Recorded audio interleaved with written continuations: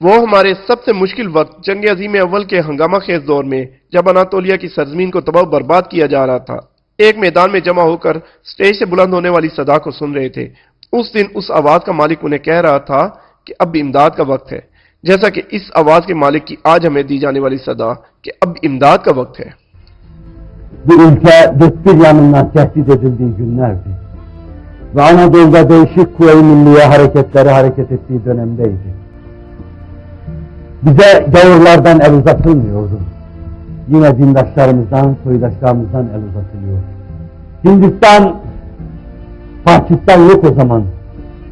Hindistan, İngiliz müstemlekesi. Onların çizmeleri altında inliyor. Ama iman kardeşliği şuuruyla Lahor'da toplantı yapıyorlar. Şimdi mitikler yapıldığı gibi mitikler yapılıyor. Mitiklerin de hedefledikleri şey de İstanbul hükümetine yardım göndermek. O fakir millet, o esir millet ne yardım gönderecektir?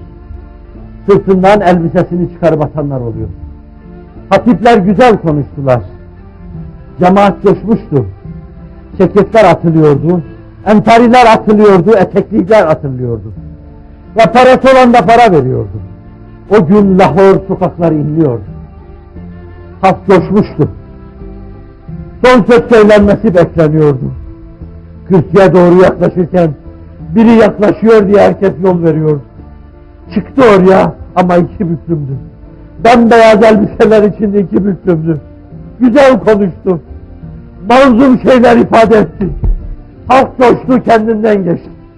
O sözlerini şöyle bitiriyordu.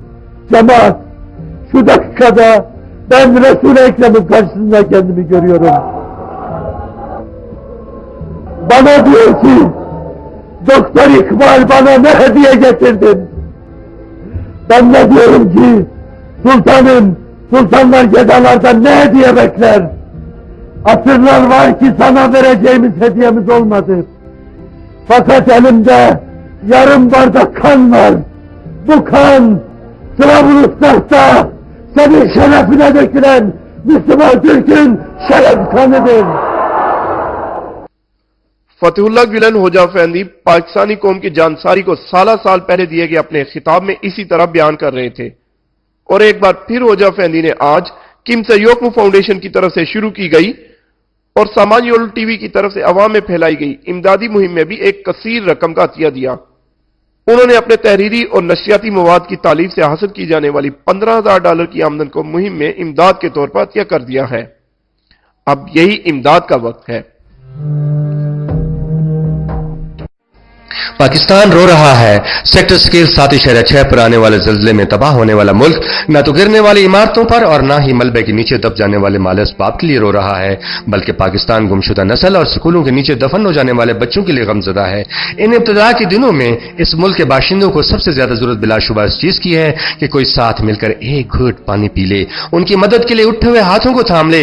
محبت بھرے ہاتھوں کی ضرورت ہے اور ترکی اس ہاتھ کو بڑھانے کے لیے تیار ہے۔ جنگ آزادی کے دوران اپنے مسلمان بھائیوں کے وطن کے تحس ناس ہو جانے کی آواز کو ایشیا کے دور دراز علاقے پاکستان نے ہی سنا۔ اب پاکستان کی امداد کا وقت ہے۔ پاکستان کے لیے مدد کا ہاتھ بڑھانے کے لیے جب کہا گیا کہ ہے کوئی مدد کے لیے، تو کم سے یوک موو فاؤنڈیشن کی طرف سے امدادی مہم کا بھرپور آغاز کیا جا رہا ہے۔ ہمارے دوست اور سالہ سال سے ہمارے بھائی کی حیثیت رکھنے والے اپنے ملک میں پیش آنے والے زلزلے میں اندوہناک تباہی کا سامنا کر رہے ہیں۔ یقیناً ہر ایک سے پہلے ترک عوام کو اس امداد کے لیے آگے بڑھنے اور جو کچھ کرنے کی ضرورت ہے اس کو کرنے اور سب سے بڑھ کر سہارا بننے کے متمنی ہیں۔ کمسے یوکمو فاؤنڈیشن اس مہم میں پیش ہے اور ہم باہمت اور دل کھول کر مدد کرنے والی اپنی عوام کو بھی اس مہم میں شرکت کرنے کی دعوت دیتے ہیں۔ اس مہم میں سب سے پہلے فنڈ دینے والوں میں سے بہت دور قیام پذیر فتح اللہ گیلن ہے۔ سالہ سال پہلے دوست ملک کے باسیوں کی قربانیوں کو بیان کرتے ہوئے اپنی آنکھوں کے آنسو نہ رو سکنے والے گیلن نے نشریاتی اور تحریری مواد کی تالیف سے حاصل ہونے والی آمدن میں سے $15,000 کی رقم سامانیولو ٹی وی کی کمسا یوکمو فاؤنڈیشن کی طرف سے شروع کی جانے والی مہم میں عطیہ کی۔ گیلن ہوجا افندی کی طرف سے اس کھلے دل سے کی جانے والی امداد کا ملکی سطح پر اثر انداز ہونے اور ہر ایک سے تھوڑا یا زیادہ سوچے بغیر ان دور دراز کے بے بس اور مجبور انسانوں کے لیے اپنی حیثیت کے مطابق ہاتھ بڑھانے کی توقع کی جا رہی ہے۔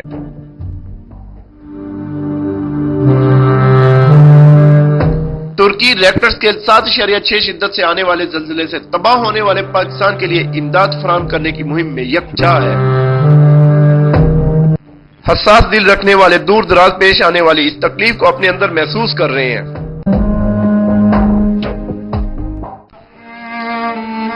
अब भाईचारे का फर्ज अदा करने का वक्त है। ये तकलीफ से 2-4 अफराद को बचाने का वक्त है।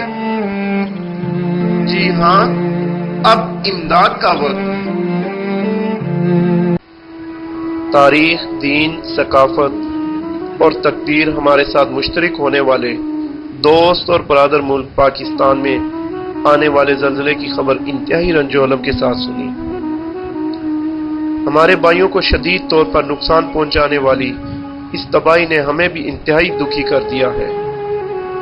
इस नागानी आफत में वफात पाने वाले मुसलमानों के लिए अल्लाह ताला से रहमत और मगफिरत और उनके अजीज़ो अकारब के लिए सब्र के लिए दुआ गो हूं, और इस सानहे में जख्मी हो जाने वाले अफराद के लिए भी अल्लाह ताला से जल्द सेहतयाबी का तलबगार हूं।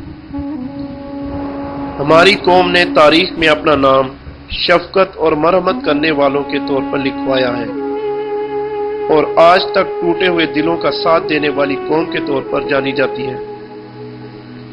मेरा यकीन और एतकाद है कि बरादर मुल्क में रस्ते जख्मों पर मरहम रखने की खातिर अनातोलिया के लोग एक बार फिर अपने ऊपर वाजिब होने वाले इस फर्ज को इंतहाई ऐसे तरीके से अदा करेंगे।